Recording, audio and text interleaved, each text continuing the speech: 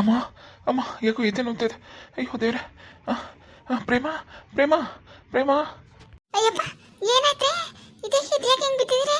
ಏನಾಯ್ತು? ಏನಾಯ್ತ್ರಿ? ಅಯ್ಯೋ ದೇವ್ರೆ. ಆಯ್ತಲ್ಲ ರತ್ನ, ಆಯ್ತಲ್ಲ. ಎದೆ ನೋಯ್ತೈತೆ ತುಂಬ. ತುಂಬ ಹಿಂಸೆ ಆಯ್ತೈತೆ. ಉಸಿರಾಡೋಕ್ಕಾಯ್ತಲ್ಲ. ಅಯ್ಯೋ ದೇವ್ರೆ, ಏನಾಯ್ತಪ್ಪ? ಇದು ಒಳ್ಳೆ ಕಥೆ ಆಯ್ತಲ್ಲ. ಒಂದ್ ನಿಮಿಷ ಇರ್ರಿ, ಒಂದ್ ನಿಮಿಷ ಇರಿ. ಪ್ರೇಮ ಪ್ರೇಮ, ನಂದಿಸ.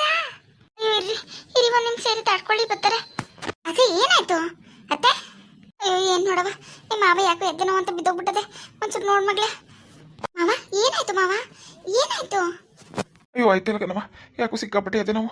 ಆಯ್ತಿಲ್ಲ ನನಗೆ. ಇಲ್ಲೇ ಸತ್ತೋಗ್ಬಿಡ್ತೀನಿ ನಾನು. ಮಾವ ಏನ್ ಮಾತಾಡ್ತಿದ್ದೀರಾ ನೀವು? ಹಾಸ್ಪಿಟ್ಲಿಗೆ ಹೋಗೋಣ ಇರಿ ಮಾವ. ಒಂದೇ ಒಂದ್ ನಿಮಿಷ ರೀ. ನಂದೀಶ್ ಅವ್ರೆ ರೀ. ಏನಾಯ್ತು ಪ್ರೇಮ?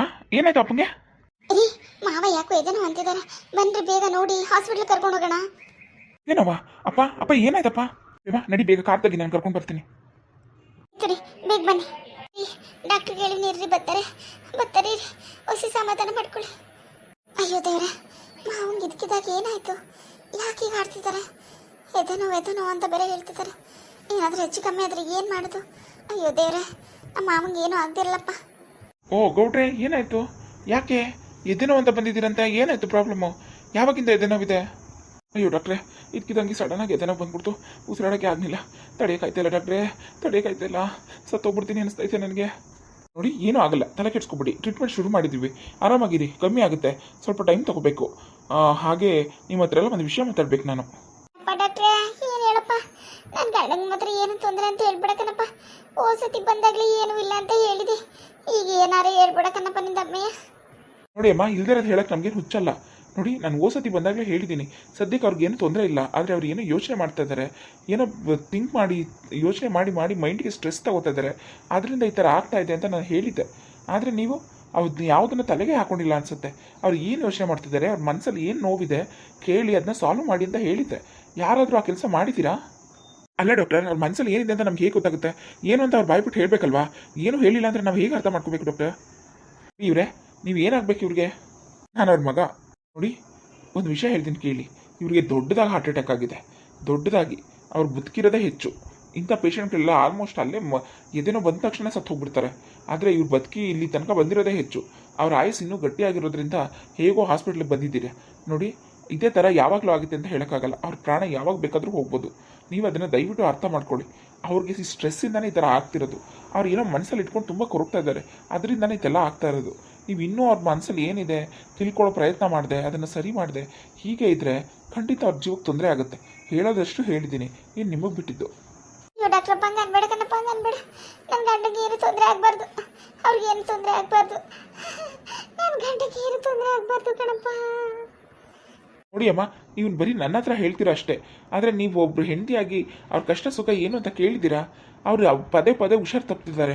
ಅವ್ರ ಮನಸ್ಸಲ್ಲಿ ಅಷ್ಟೊಂದು ನೋವು ಇಟ್ಕೊಂಡಿದ್ದಾರೆ. ಸೈಕ್ಯಾಟ್ರಿ ಅವರು ನೋಡಿ ಹೇಳಿದ್ದಾರೆ, ಮನೋಜ್ಞಾನದವರು.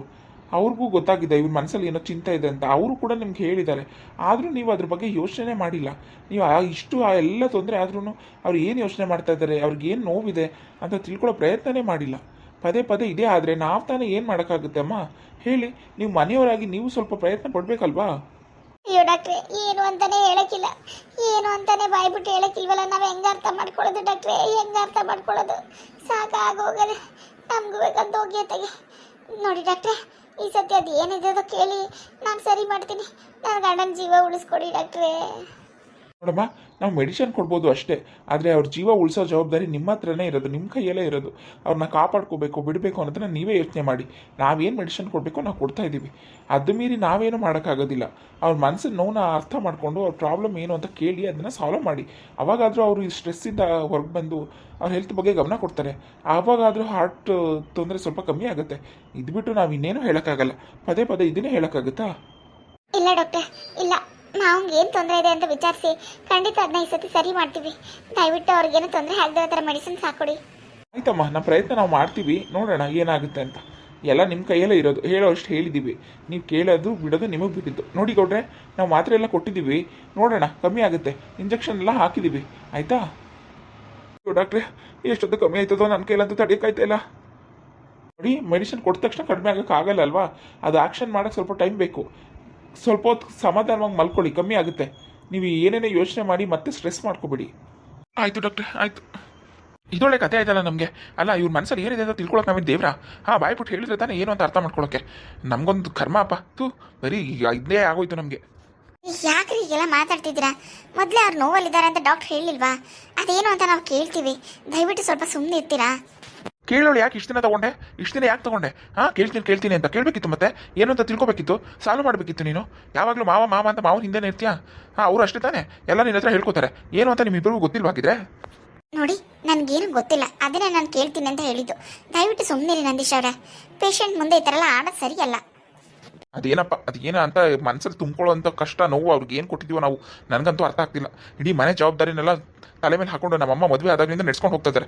ಇನ್ನು ದೊಡ್ಡವರಾದ್ಮೇಲೆ ನಾನು ನಮ್ಮ ಅಣ್ಣನ ಮಾಡ್ಕೊಂಡು ಹೋಗ್ತಾ ಇದ್ದೀವಿ. ಇವ್ರಿಗೇನು ಒಂದು ದಿನಾದ್ರೂ ಯಾವ್ದಾದ್ರು ಜವಾಬ್ದಾರಿ ಹೊತ್ಕೊಂಡಿದ್ದಾರೆ? ಬರೀ ಆ ಊರು ಈ ಊರು ಅಂತ ಸುತ್ಕೊಂಡು ನಿಂತಿದ್ದಾರೆ.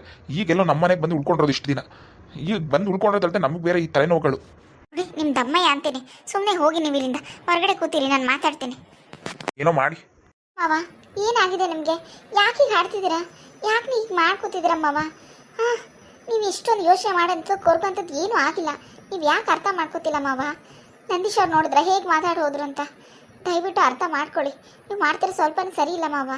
ಸತ್ಯ ಹೇಳೋದಾದರೆ ಹೇಳಿ, ಅದರಿಂದ ಏನಾದರೂ ಆದರೆ ಆಗಲಿ ಪರವಾಗಿಲ್ಲ. ಅದನ್ನು ಬಿಟ್ಟು ನೀವು ಮನಸ್ಸಲ್ಲಿ ಇಟ್ಕೊಂಡು ಇಷ್ಟು ನೋವು ಅನುಭವಿಸೋದ್ರಿಂದ ಏನೂ ಸರಿ ಹೋಗಲ್ಲ. ನಿಮ್ಮ ಆರೋಗ್ಯನೇ ಹಾಳಾಗುತ್ತೆ. ನಿಮ್ಗೆ ಏನಾದರೂ ಹೆಚ್ಚು ಕಮ್ಮಿ ಆದರೆ ಏನು ಮಾಡೋದು ಮಾವ? ಸ್ವಲ್ಪನೂ ಜವಾಬ್ದಾರಿ ಇಲ್ದಿರೋ ಥರ ಯಾಕೆ ನಡ್ಕೋತಿದ್ದೀರಾ? ಏನು ಪ್ರೇಮ, ಏನದು ಸತ್ಯ? ಅದು ಏನು ಅಂತ ನಾನು ಹೇಳಕ್ಕೆ ಹೇಳೋ ಅವ್ರಿಗೆ. ನೋಡು, ನಾನು ನಿಜವಾಗ್ಲೂ ನನ್ನ ಗಂಡನ ಕಡೆ ಇರ್ತೀನಿ. ಅವ್ರಿಗೆ ಏನೇ ಕಷ್ಟ ಇದ್ರೂ ನಾನು ಸರಿ ಮಾಡ್ತೀನಿ. ನಂಗೆ ನನ್ನ ಗಂಡ ಬದುಕಬೇಕನವ, ನನ್ನ ಗಂಡ ಬದುಕಬೇಕು. ನಿಮ್ಮ ದಮ್ಮಯ್ಯ ಅಂತೀನಿ, ಅದೇನು ಅಂತ ಹೇಳ್ರಿ, ಅದೇನು ಅಂತ ಹೇಳ್ಕೊಳ್ಳಿ ಮಾವ. ನೀವು ಮನಸ್ಸಲ್ಲಿ ಇಟ್ಕೊಂಡು ಕರ್ಕೋ ಬದಲು ಅತ್ತೆ ಹತ್ರ ಹೇಳ್ಕೊಳ್ಳಿ ಮಾವ. ಅತ್ತೆ ಅದನ್ನು ಸರಿ ಮಾಡ್ತಾರಂತ ನಾನು ನಂಬಿದ್ದೀನಿ. ಅವ್ರ ಮೇಲೆ ನಿಮ್ಗೆ ನಂಬಿಕೆ ಇದ್ರೆ ದಯವಿಟ್ಟು ಏನು ಆಗ್ತಿದೆ ಅದನ್ನೆಲ್ಲ ಹೇಳ್ಕೊಳ್ಳಿ. ಇದನ್ನು ಸರಿ ಮಾಡ್ಕೊಳ್ಳಿ.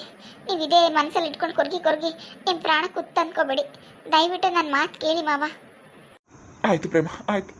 ನಾನು ಹೆಂಡತಿ ಹತ್ರ ನಾನೆಲ್ಲ ಹೇಳ್ಕೊತೀನಿ. ನಂದೀಶನ ಹತ್ರ ಮಾತ್ರ ಹೇಳ್ಬೇಡ. ಅವ್ನು ಎಲ್ಲೋದ? ಈಗಲೇ ಅವ್ನು ನನ್ನ ಕಂಡ್ರೆ ಆಗಲ್ಲ ಅವನಿಗೆ. ಮಾವ, ಅವ್ನ ಹೊರಗಡೆ ಕಳಿಸಿದ್ದೀನಿ ಮಾವ. ನೀವು ಅತ್ತೆ ಹತ್ರ ಮಾತಾಡಿ.